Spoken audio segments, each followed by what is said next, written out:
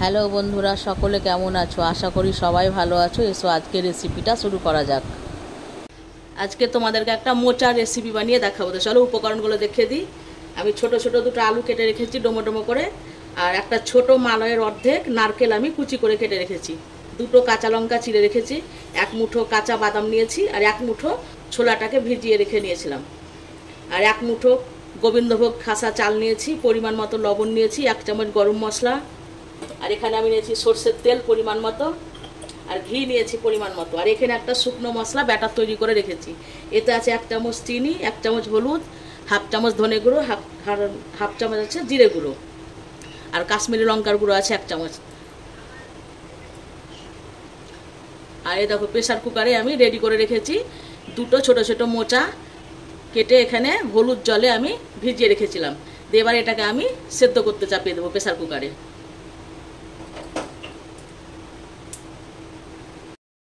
আর এই মশলাটার মধ্যে আমি এক চামচ চিনি আর এক চামচ আদা বাটাও দিয়ে দিয়েছি। প্রেসার কুকারে মোচাটাকে আমি সেদ্ধ করতে চাপিয়ে দিচ্ছি। আমি পাশের ওভেনে মোচাটাকে সেদ্ধ করতে বসিয়ে দিয়েছি, আর একটা ওভেনে আমি একটা কড়াই বসিয়ে দিয়েছি। কড়াইয়ের মধ্যে আমি এক চামচ ঘি দিয়ে দিলাম। যে চালটা আমি ভিজিয়ে রেখেছিলাম দেখুন জল ঝরিয়ে, ওই চালটাকে আমি ঘিয়ের মধ্যে দিয়ে চালটা ভেজে নেব।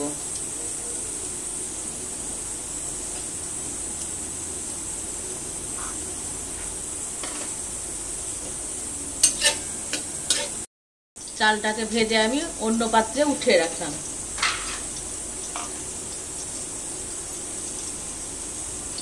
ওই ঘিয়ের মধ্যে বাদাম দিয়ে দিচ্ছি।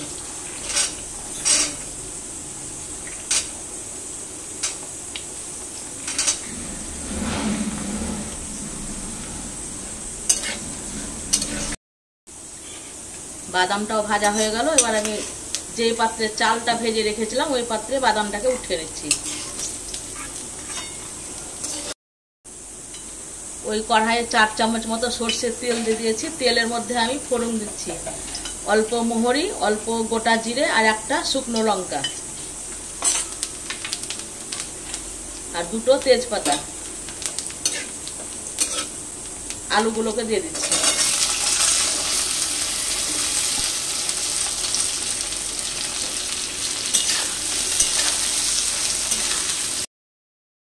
আলুগুলো ভাজা হয়ে গেছে। এবার এর মধ্যে আমি যে মশলার ব্যাটারটা আমি তৈরি করে রেখেছিলাম এখন আমি দিয়ে দিচ্ছি। এর মধ্যে আছে এক চামচ চিনি, আর এক চামচ কাশ্মীরি লঙ্কার গুঁড়ো, হাফ চামচ লাল লঙ্কার গুঁড়ো, হাফ চামচ ধনে গুঁড়ো, হাফ চামচ জিরে গুঁড়ো, আর এক চামচ আদা বাটা।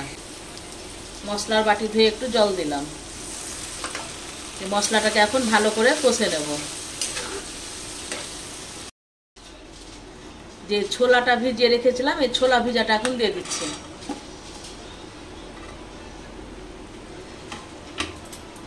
নারকেলগুলোও দিয়ে দিচ্ছি।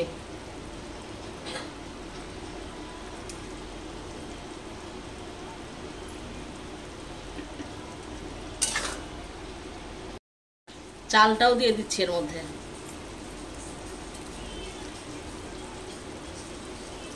চালের বাটিটা ধুয়েও একটু জল দিলাম। যে সব উপকরণ ভালো করে এবার কষে নেব। পরিমাণ মতো লবণ দিয়ে দিচ্ছি।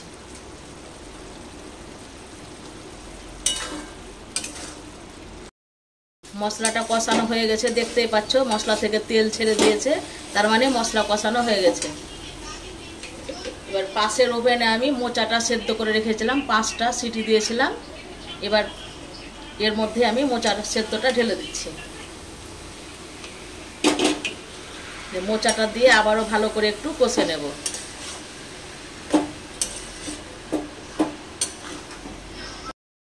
মোচাটা দিয়ে আমি 10 মিনিট মতন কষে নিলাম। এবার অল্প করে একটু জল দিয়ে দিচ্ছি। গ্যাসের আঁচটাকে মিডিয়াম করে আমি ঢাকা দিয়ে দিচ্ছি। ঢাকনা খুলে মাঝে মধ্যে নেড়ে দিতে হবে, না তো তলায় ধরে যাবে তখন।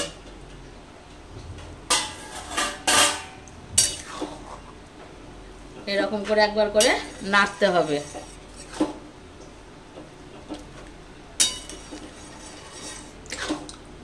আর একটু হবে, ছোলাটা একটু শক্ত আছে। আর তোমরা যদি কেউ মনে করো যে ছোলাটাকে বেশি সেদ্ধ করে খাবে, কেউ যদি বাচ্চা থাকে বা বয়স্ক মানুষ থাকে বাড়িতে, তাহলে তোমরা কি করবে, মোচা সেদ্ধর সঙ্গে ছোলা ভিজাটা দিয়ে দেবে, যে ওটাকেও সিটি দিয়ে দেবে। আমি যেহেতু ছোলাটা খুব সেদ্ধ একটা পছন্দ করি না, তার জন্য আমি মোচার সঙ্গে দিলাম না। ঠিক আছে, আবারও আমি ঢাকা দিয়ে দিচ্ছি।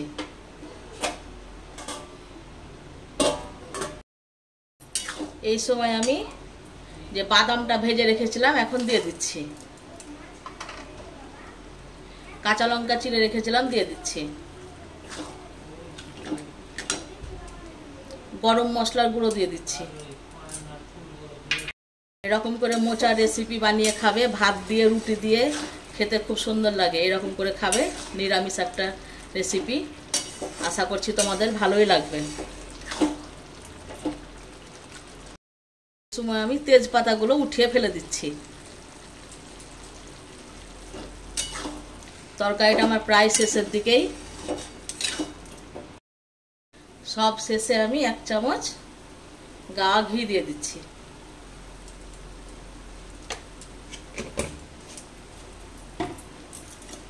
ভালো করে ঘিটাকে মিশিয়ে নেব, তাহলেই রেডি মোচার ঘন্ট।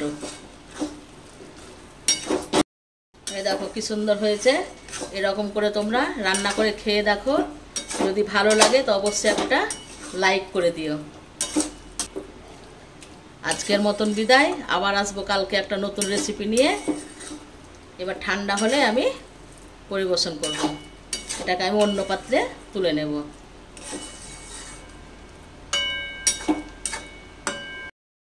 এবার আমি অন্য পাত্রে তুলে নিচ্ছি।